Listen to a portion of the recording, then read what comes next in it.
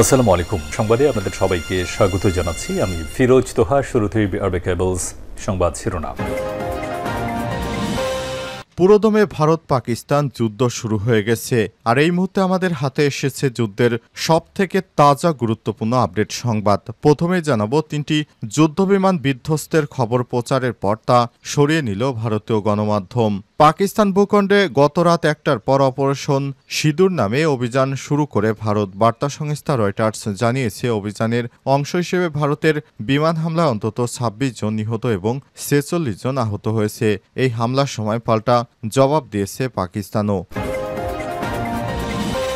এরপর জানাবো, সাদা পতাকা উড়িয়ে আত্মসমর্পণের বার্তা দিয়েছে ভারত দাবি পাকিস্তানের। পাকিস্তানের তথ্যমন্ত্রী আতাউল্লাহ তারার দাবি করেছেন, সীমান্তে নিয়ন্ত্রণ রেখায় সাদা পতাকা উড়িয়ে আত্মসমর্পণের ইঙ্গিত দিয়েছে ভারত। খবরদার ডনের। আর সকাল 7টায় তিনি এই তথ্য জানিয়েছেন। তার ভিডিও বার্তার ফুটেজের পেছনে সাদা পতাকা উঠতে দেখা গেছে।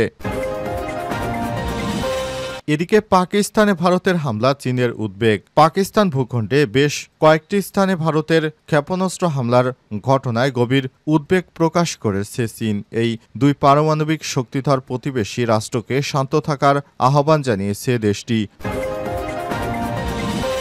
জানাবো, পাকিস্তানের পাঞ্জাবে জরুরি অবস্থা জারি, সব শিক্ষা প্রতিষ্ঠান বন্ধ ঘোষণা। ভারতের হামলার পর পাকিস্তানের পাঞ্জাব প্রদেশে জরুরি অবস্থা জারি করা হয়েছে। বন্ধ করে দেওয়া হয়েছে সব শিক্ষা প্রতিষ্ঠান। এছাড়াও হাসপাতাল সহ জরুরি সেবা প্রতিষ্ঠানগুলোতে সতর্কতা বাড়ানো হয়েছে। খবর এক্সপ্রেস ট্রিবিউনের। পাঞ্জাবের মুখ্যমন্ত্রী মরিয়াম নওয়াজ আর 7ই মে এই জরুরি অবস্থা ঘোষণা করেছেন। এক জরুরি সংবাদ সম্মেলনে তিনি বলেছেন, সব চিকিৎসক ও চিকিৎসা কর্মীদের ছুটি বাতিল করা হচ্ছে এবং বেসামরিক প্রতিরক্ষা মন্ত্রীদের নিজ নিজ দায়িত্বে ফেরত আসতে বলা হয়েছে। এবং সর্বশেষ জানাবো, শেখ হাসিনাকে 8ই মে দুদকের প্রধান কার্যালয়ে হাজির হতে চিঠি।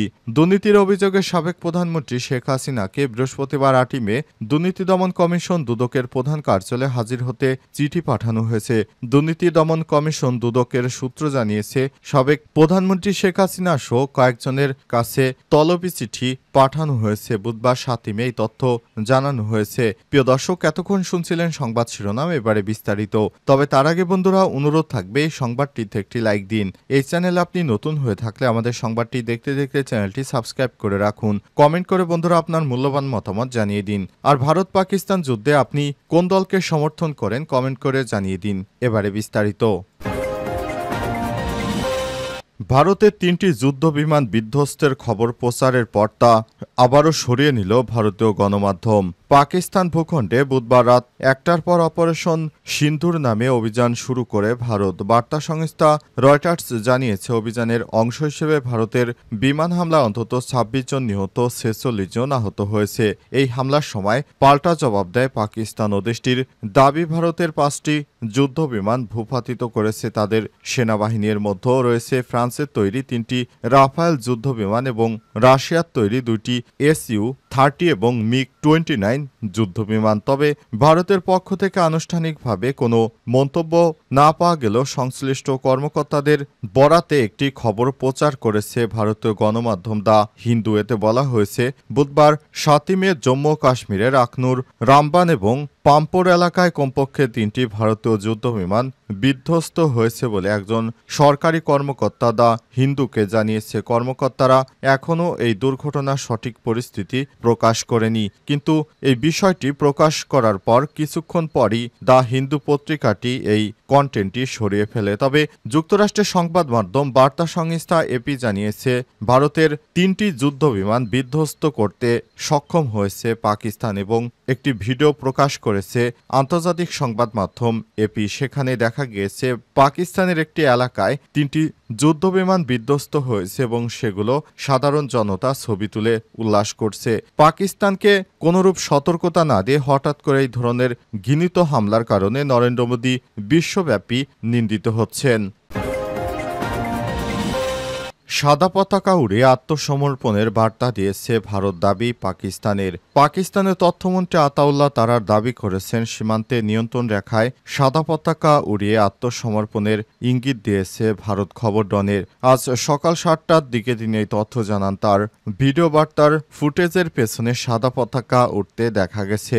পাকিস্তানের সংবাদ মাধ্যম পিটিভির শেয়ারকৃত ভিডিওতে সীমান্তে সাদা পতাকা ওড়ানোর চিত্র দেখা গেছে। পাকিস্তানের তথ্য সম্প্রচার মন্ত্রী আতাউল্লাহ তারা দাবি করেছেন সাদা পতাকা উড়িয়ে ভারত পরাজয় স্বীকার করেছে। ডনের প্রতিবেদনে বলা হয়েছে ওই এলাকায় পাকিস্তানি সেনাবাহিনীর শত্রুপক্ষের বেশ কয়েকটি পোস্টে ব্যাপক ক্ষয়ক্ষতির ঘটিয়েছে। আতাউল্লাহ তারার আরও বলেন, ভারতীয় গণমাধ্যম পাকিস্তানের গুলিতে ভেঙে পড়া ভারতীয় বিমান বাহিনীর ধ্বংসাবশেষ দেখাতে শুরু করেছে।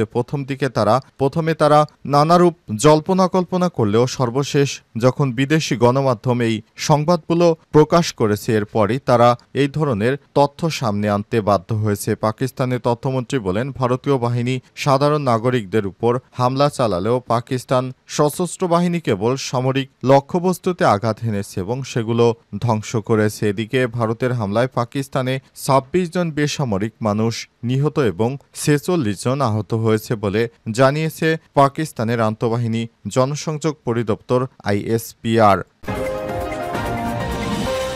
পাকিস্তানে ভারতের হামলা চীনের উদ্বেগ। পাকিস্তান ভূখণ্ডে বেশ কয়েকটি স্থানে ভারতের ক্ষেপণাস্ত্র হামলার ঘটনায় গভীর উদ্বেগ প্রকাশ করেছে চীন। এই দুই পারমাণবিক শক্তিধর প্রতিবেশী রাষ্ট্রকে শান্ত থাকার আহ্বান জানিয়েছে দেশটি। খবর আনাদুলোর এক বিবৃতিতে চীনের পররাষ্ট্র মন্ত্রণালয় বলছে, পাকিস্তান শাসিত কাশ্মীরের অভ্যন্তরে ভারতের ক্ষেপণাস্ত্র হামলা দুঃখজনক। আমরা চলমান পরিস্থিতি নিয়ে উদ্বিগ্ন।